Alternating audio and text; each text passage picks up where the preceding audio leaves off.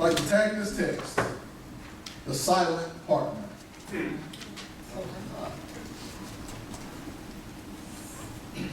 The silent partner. As I had begun to do the study and the research and I began to prepare for this message, as I looked at the business world, and in the business world, a silent partner is normally deemed to be the one who provides all of the capital or all of the money in the partnership.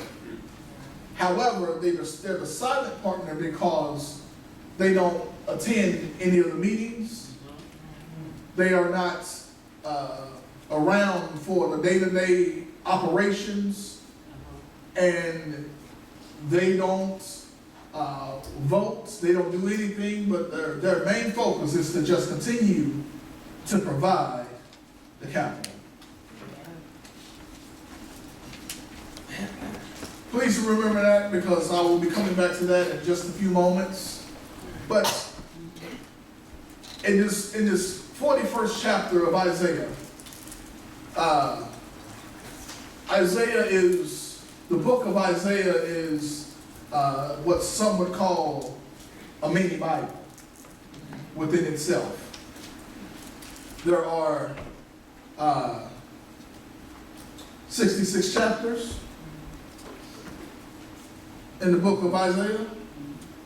And if you look at, I'm not sure how many has ever completely read through the book of Isaiah, it due to the many prophecies and the hard language, it is kind of a hard book to read, to decipher, and to understand and comprehend. But the first 39 chapters of the book of Isaiah are full of woes and judgments, and they have a few sunspots sprinkled in. You know a sunspot when it's I saw a few just the other day when it's storming and it's rainy outside and it's cloudy, and you get, as the clouds are going, and you get one just break in the clouds, and you'll see the sun rays coming down from the clouds. That's what the first 39 books of 39 chapters of Isaiah are like. That it's just a storm for 39 chapters, and every so often you get a break, and you'll see God shining through. You'll see some positive moments, but for the first 39 chapters, it's 99% negative. All right. And then that 40th chapter, the tide begins to turn. All right. Oh, we know what lies in Isaiah chapter number 40. I'm not the only one who has found some relief and reprieve and encouragement in chapter number 40. I'm not the only one who has had my tears wiped by chapter number 40. I know and I understand that if you live long enough, at some point you will venture to Isaiah chapter 40 for some strength. Because Isaiah chapter number 40 shows us who God is. He shows us the wisdom of God. He shows us the knowledge of God. He shows us the strength of God, the power of God. He shows us some of the attributes of God. All right. And like I say, I know I'm not the only one to venture through my Bible looking and searching for moments of hope, searching for something to let me know that God, and everything is going to be all right. Searching for something to let me know that I know you're tired, I know you're weak right now, but if you can hold on one more day, All right. then I'll give you the strength. That I'll allow you to mount up with wings as eagles. We know what's in chapter 40. But this verse number 10 in chapter number 41 is Isaiah writing to a people coming from the words of God. So they're going from God's lips to Isaiah's ears to Isaiah's hand. To the people's mind. For God to tell them, I know you've had a rough few years here lately. I know that everything has not always been good with you. In fact, I know that you turned your back on me. And you went into judgment. You went into captivity. And it seemed like I turned my back on you too. But here comes God showing with some words of comfort and words of encouragement. Look at what he says. Fear not, for I am with you. You have company. Fear not, for I am with you. That's God being there with us. Now, I'm not sure about you, but me, when I was growing up as a kid, I was scared of the dark. Yeah, I'm grown enough to admit that I was scared of the dark when I was coming up. All right.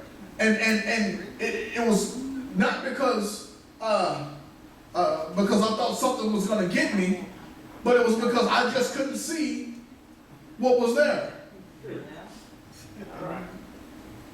And so it's if something was going to come and get me, then I didn't have no way to protect myself because I didn't know if it was coming or not coming. All right. And I can remember my parents would buy me those little mini night lights. Yeah. But it seemed like that just did more to add to my fear because it was such a small light and it casted a large shadow. And not only that, but they wouldn't have it right there with me. They would have it on the other side of the room. Right. But God is saying, don't be afraid. You know, it's one of those things that human nature tells us that we're normally afraid of what we can't see. And if we can't see, then that's what causes us fear and anxiety. Okay. Going through something. If God were to tell you, you are about to go through a season and a spell of hurts and pains. Oh, it's going to start August the 26th, 2019. So get ready because it's about to hit you. But it's going to be over September the 1st, 2019. That gives you hope because you know when the end is coming. You know that if I can just hold on for this stretch of time, that everything is going to be all right. Right. But here's the problem. God doesn't work that way. The only thing we know is we went to bed last night, everything was fine. Right. And I wake up this morning and it seems like everything that can go wrong has gone wrong. And the problem is it would be easier for me if I knew when everything would get back right, but I don't know. Now, wouldn't it be easier to go through something if I knew when it was going to end? Because then I can hold on to that end date, and I know that if I can just make it to this day, everything will be all right. But God says, fear not. Don't be afraid. Because what? I am with you. You got company. Yes. You got somebody walking with you. You got somebody talking with you. You got somebody right there with you as you're going through it. So don't be afraid.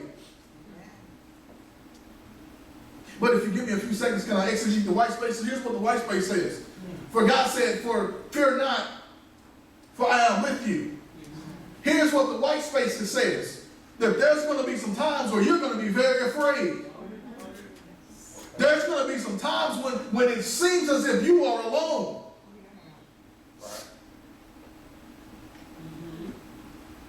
And it's in those moments that God calls you to hold on to his very word that says, fear not, for I am with you.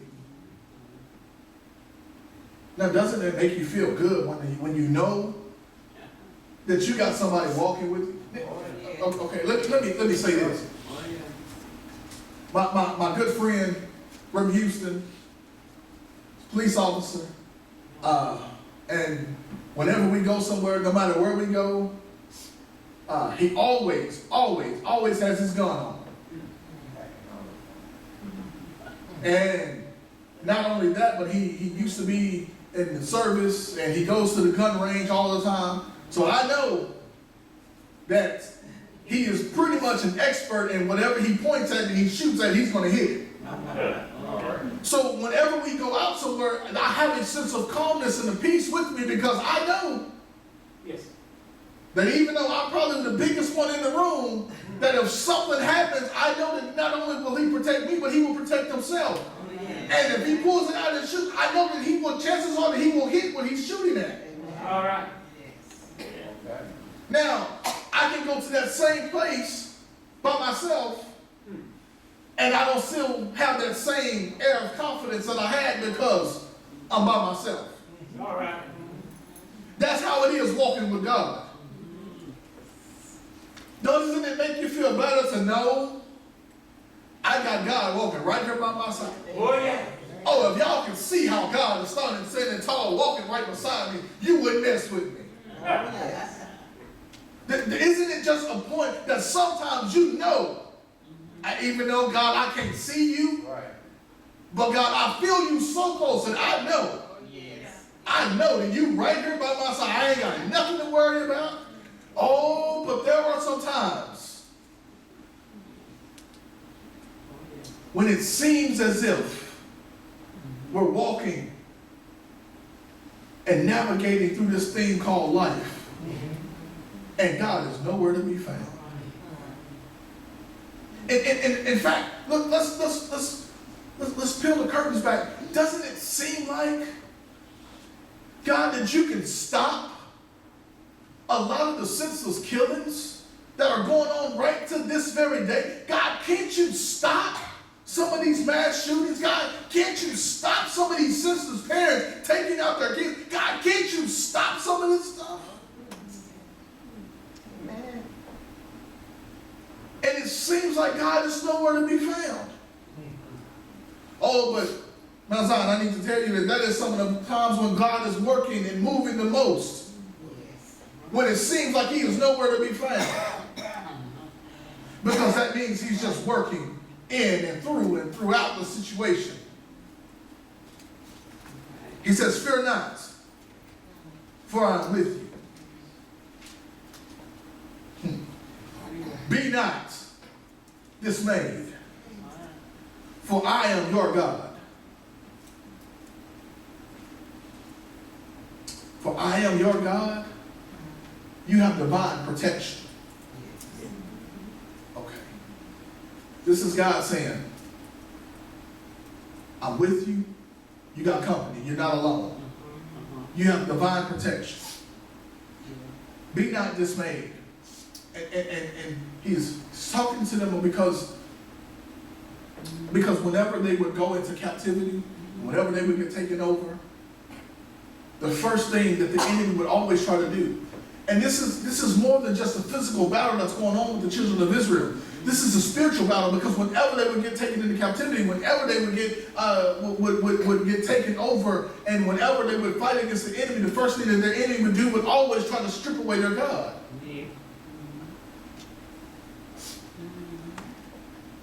Remember, it's like, if I can deviate for just a second, remember Daniel chapter 1? What did Nebuchadnezzar do? The first thing that he did, he went to find the people from the line of Judah, from the priestly line, or from the royal line.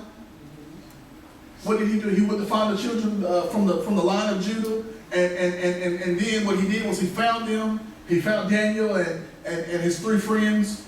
And the first thing that he did was he changed their names, because their names are not Shadrach, Meshach, and Abednego, that's not their given names. All right. That's the names that he changed them to. Right. It was Mishael, Azariah, and I can't think of the last one off the top of my head, but all of their names reflected the one and only true and living God. All right. And the first thing Nebuchadnezzar does is he changed their names to reflect praise to a pagan god. And then he educates them in the Babylonian culture. He sends them, matter of fact, this is what Nebuchadnezzar does. He changes the names and he sends them to college. Gives them a full ride to go to college for free to learn about the pagan gods and how they do it in their society and their culture. That's what the enemy does. Whenever he wants to do something, whenever he wants to make God's people feel like God is not there, he tries to take God away from them. Okay. Yeah. Be not dismayed. Don't be down. Don't be down. Because don't worry about the situations that's going on around you. Look at what he says. He says, "For I am your God." As we're going through the book of Exodus in Bible study, we've just finished the 10 plagues. And in those plagues, for anybody who was not here, in those 10 plagues, that God was doing something miraculous and he was doing something powerful. God was waging war, not only against the children of the Egyptians, not only against Pharaoh, but God was waging war against all of the gods of Egypt. And God was letting all of those small gods know that, hey, I am the one in charge here. Oh, you're the God over agriculture? Well, let me attack the agriculture and see what you can do about it. Yes. Oh, you're the God over water? Then let me attack the water and see what you do about it. Oh, you're the God of fertility? Then I'm going to attack the firstborn and see what you do about it. That God was waging war against all of these gods. He was waging war against the Pharaoh to let Pharaoh know you're serving all of these gods, but they have nothing on the one God. You're looking to 10 what one has everything. It has everything. And God will do that to us today. That anything that we place as God and anything that we put as our God, God will attack it to let it and you know that there is no God like me. Be not dismayed, for I am your God. Now, as I was going through this, I was looking and I'm looking back over my life and I'm like, God, thank you. He says, do not be dismayed, for I am your God. Do you know what power is in that statement right there? Do you know how encouraging and uplifting that is? Okay. He says, don't be dismayed, for I am your God. So let me run down God's resume real quick, just in case if you're having a few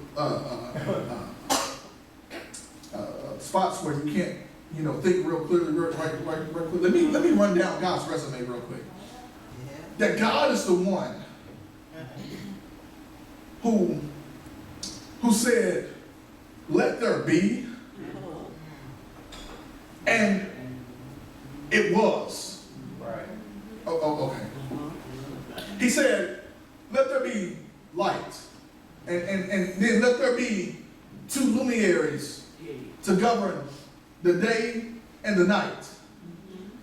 One is the greater and the other is the lesser. All right. And do you know that the sun has been shining ever since? Do you know that man has not had a chance to go up on the sun and refuel it? That the sun has been shining ever since. Yes. Do you know that God says, let the waters team up with other waters, but they can only go so far up on the land? And do you know that as much water is in the Pacific Ocean, it will only come up so far up on the coast of California because God said it can't go any further? All right. Do you know that the sun, the moon, and the stars have been twinkling every day and every night because God said it, and that's where they're going to be, and that's where they've stayed? Amen. That's just a little bit of God's resume. And then a little bit later, God says that now I'm going to allow the waters to come up on the land. And then he says, oh, stop holding. That's enough. Now go back to where you belong. Can you see a little bit of how strong God is? That also in that book of Genesis, I believe it's around the 9th chapter,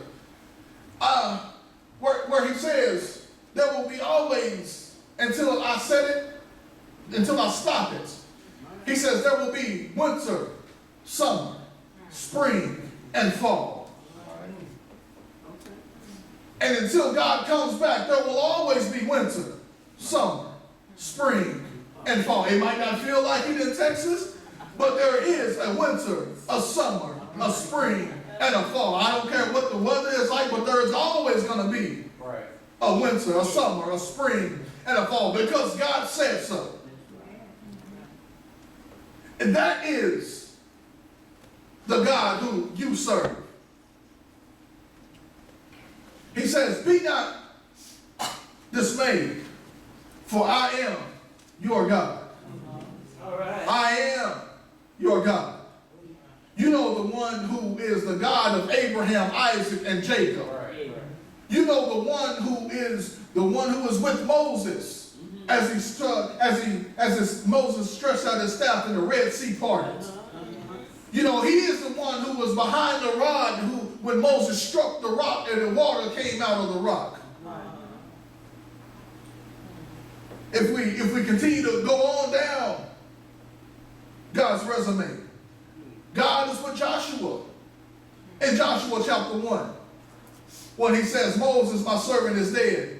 Now, Joshua, I'm calling on you it's time for you to pick up the reins and lead my people across the Jordan. Yes. It's God who was working in and with and through Joshua for Joshua tell the children of Israel, hey, we're going to walk around this city called Jericho. All right.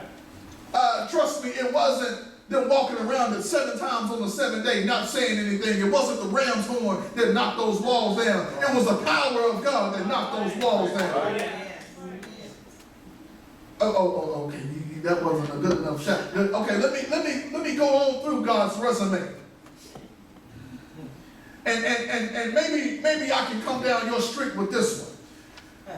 That it wasn't your alarm clock that woke you up this morning, but it was God. It wasn't your paycheck that put food on the table. It was God. It wasn't that your doctor is so great, the reason why you came back with a clean bill of health. It was God. It wasn't all of these other things, but it was God. And he says that I am your God. I am the one who kept death away from you.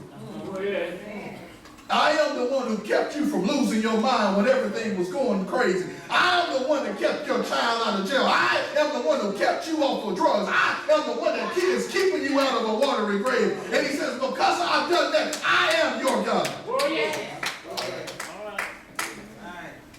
Oh, and then look at this. Because God is now going even deeper with it. He says, and I will strengthen you. I've mentioned this before, that God doesn't say things just to be saying it. That God says, I will strengthen you, because God knows that we're weak. You want to know that we're weak? Here's a clear cut reason to know that we are weak. I dare anybody. Matter of fact, this is homework. I know y'all ain't used to pastor giving homework, but this is homework. I dare anybody to go get some sand. All right. And you try to put a boulder on the sand and see if the sand will hold it. I know y'all have no idea what I'm going with this. All right. Because we all are just sand. All right. Oh, you've heard it said, if funerals ashes to ashes, dust to dust. Yes. We were made and fashioned out of dirt. Yes. And because we're all just simply dirt, some dirt look good, some dirt, well, but at the same time, we're all just dirt. All right. And dirt can't hold anything because it's just dirt. And that's how you know that we're weak. Yes. And God is saying, in your weakness, Come on. All right. okay, you wonder why you can't sleep at night. It's because you're trying to hold on to things that God never designed you to hold on to. All right. He says, I will strengthen you, implying that there are going to be some moments, some times in our lives to where we cannot go through what we're going through and we can't handle it on our own. Yes. I will strengthen you. Look at this. So we have, I am with you. We got company. I am your God. We have divine help or divine strength. He says, I will strengthen you. We have now divine strength. Because God will sometimes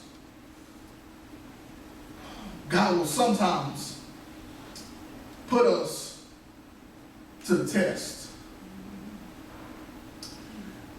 And God will sometimes put something on our plate that we don't like. Come on. It's all right. Come on. Can I tell you a brief story? That was, as I was growing up, and we don't have many parents like this anymore, because all of the parents now who did this became grandparents, and they lost their nerve. And because my parents, when I was growing up, my mom would work, she worked full time, both parents worked full time. My mom would come home and cook dinner. And it wasn't that she was cooking something for everybody that she had in her mind what she was going to cook. And I love my parents for this because they always stuck together. So my mom had something in mind that she was going to cook. And regardless of not if my daddy liked it or not, but her thing was, this is what I'm cooking. If you don't like it, you can go to bed hungry because I'm not cooking nothing else and you're not going to fix nothing else. All right. And my daddy would be right there. If you're not hungry, if you're hungry, you're going to eat what's fixed. And if you don't eat what's fixed, then you must not be hungry. But there were some times that she cooked some stuff that I didn't like. And I didn't fix my own plate. And so even though I didn't like it, it was, this is on your plate, this is on your plate. And if you don't like it, you better mix it up with other stuff that you do like. And you better hold your breath and hold your nose and chew it up and swallow it real quick or drink some water with it. But you're going to eat what I put on your plate, and I don't care if you like it or not. All right. All right. But now those same parents who do that now will cook different meals for every grandchild. But that's another story for another day. Y'all clapping because y'all know I'm right. But God says that I will strengthen you. That there's going to be some times when I'll put something on your plate that you're not going to like. But I dare you just to hold on to my strength. And even though you don't like it, even though it's harmful, even though it hurts, that I will be right there with you to hold your hand and I will give you the strength to go through it. Well, yeah. That's what God is saying. You got divine strength. And then he says, look at this. This is how good God is. God answers the question before we even ask it. Look at the next phrase. Yes, I will help you. Look, do you see what God is saying? That before I can even ask for help, the answer is yes, I will help you. Yes, sir. Again, implying that there's going to be some times in your lives that not only do you not have the strength to go through what you're going through, that God will strengthen you, but not only that, that God says that I will help you. Oh, yeah. Just like, as we kind of talked about marriage this morning in Sunday school, just like man, when God saw that Adam was alone and did not have a suitable helper, God says that it's not good for man to be alone. The only time that God says it's not good during the creation, it's not good for man to be alone. So I will make him a suitable helper, one that looks like him, and the one that's like him to be his helpmate. And so because of that, God says that we're not designed to be alone. Not only are we not designed to be alone, but we're not designed to walk through this alone. Because there will be some times to come. Oh, and if anybody has been married for any length of time, there will be some times to come to where you're going to go through something. One of you are going to go through something. And the only way that you've gotten through it is not only because of God, but because you had that spouse right there. I'll tell you, and I'll share with you one of the two of the hardest things, well, a few of the hardest things that I've ever had to go through was losing my grandparents. And when I lost my grandmother, we were so close that my mom couldn't even tell me that she had passed. And I had no clue what was going on. And the only way that my mom knew that I would be able to handle it is what she did. She called my wife and told her and had her to tell me. Because she knew that if there was ever a way that I would be able to get through that, it would be because I had somebody right there with me to walk through. God says, yes, I will help you. He says that there's going to be some times, some situations, some circumstances that you're going to go through that you are going to need help. Yes. Oh, can I be honest with you, Mount Zion? I feel sorry for that person who feels like that they don't need any help.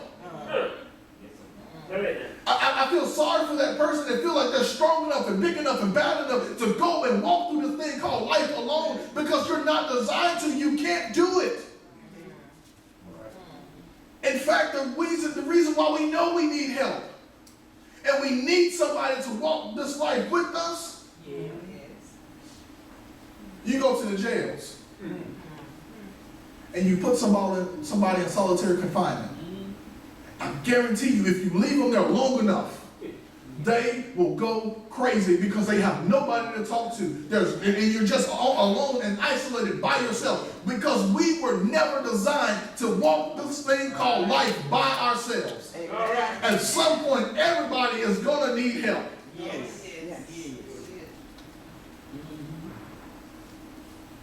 And when you need help and you get the help that you need,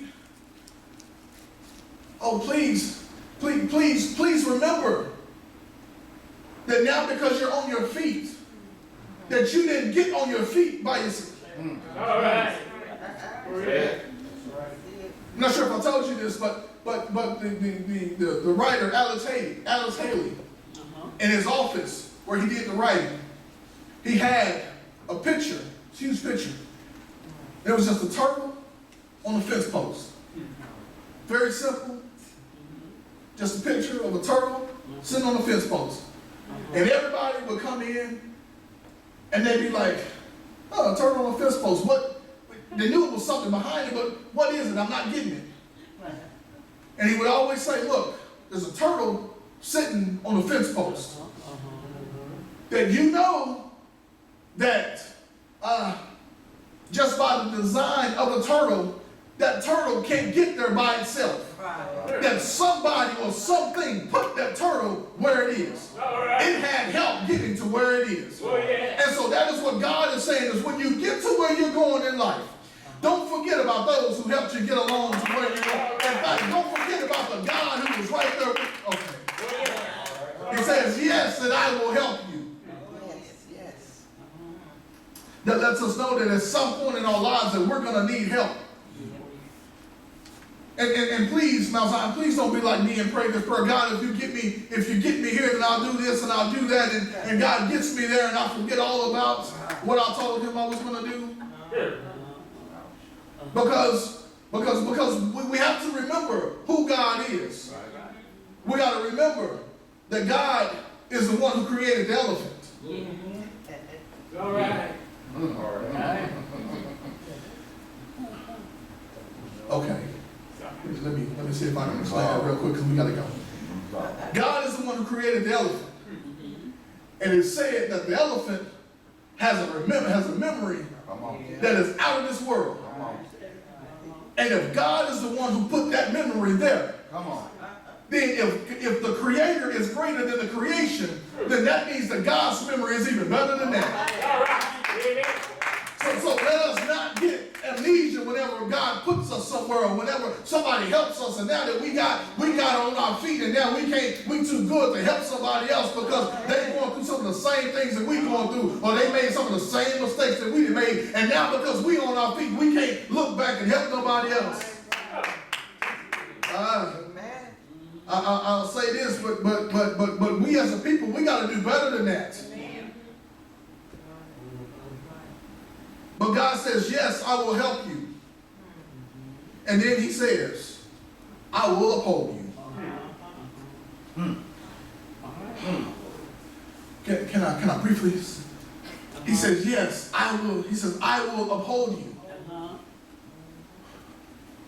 That God is saying that not only am I going to be with you, not only am I your God, not only will I strengthen you, not only will I help you, that's all good, and those are great things, but I think this one right here is the best part.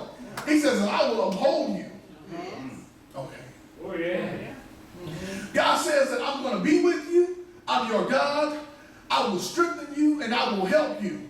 I'll do all of that to get you to this point right here. But just know when I get you to this point right, I'm not going to drop you off. Come on. He says, I'm not going to drop you off once you get to where I'm trying to get you to go. But he says that once you get to that place, I'm going to be right there with you, holding you up. Oh, yeah. Okay. Let me see if I can say it this way. That I remember going in the gym, lifting weights, and what would happen, we would have, like I said, we would have those days when we would go and max out, and we would put all of these weights on the bench, and then there was a thing called the spotter. That the spotter would be there. They wouldn't hold the weight. They would just be right there standing over the weight. And so if I put more weight on there than I can handle, and I begin to struggle with the weights, you know, you've seen these people in the gym trying to go in there and show off, and their hands get to shaking, and the whole body get to rattling, and they leaning this way, and they leaning this way, and they trying to hold on to the weight because it's more weight than they can handle, and they thought that when they put it on there, it doesn't look as heavy as it is, but I can hold it, I can handle it, and when I picked it up, it was fine, but then when I pulled it down and tried to pick it back up, I lost my strength, and now I'm having trouble trying to pick it back up, and that's where the spotter comes in at. Yes. All right. The spotter says that although I'm not going to hold the weight for you, I helped you put it on. He says, but you got to do it yourself. But just know if you're running into trouble, I'm right here. Oh, yeah. Come on. And that is what God is for us. That God will put things on our plate. He will put weights on us. And he knows how much we can bear. And he's right there. He's not going to hold it for us. He's not going to walk this thing called life for us. But just in case we run into some problems and we having troubles with the weight, trying to pick it up off of us, God will say, I see you having some problems right there. Well, let me help you. Let me leave the pressure on the weight. Let me take the weight off so you can get up again. He says that I will help you, yes, and I will uphold you. That once I get you to where you're going, and once I clean you up and wash you off, and that I will then keep you clean and keep you washed off, because I will uphold you. I will keep what's up under you firm.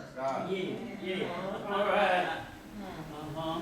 He says, look at this. I will uphold you with my righteous right hand.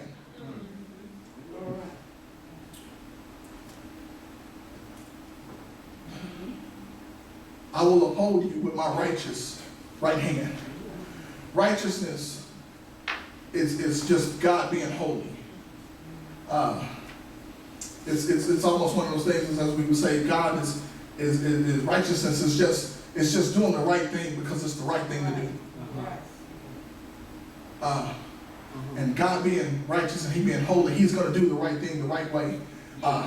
And then not only is He going to do the right thing the right way, but He's not going to take any shortcuts or try to manipulate the situation or try to do any schemes or tricks or anything like that. So here's what happens. God says that yes, I'm going to be with you. I'm going to be your God. I will strengthen you when you get weak. He says that I will help you and I'm going to uphold you.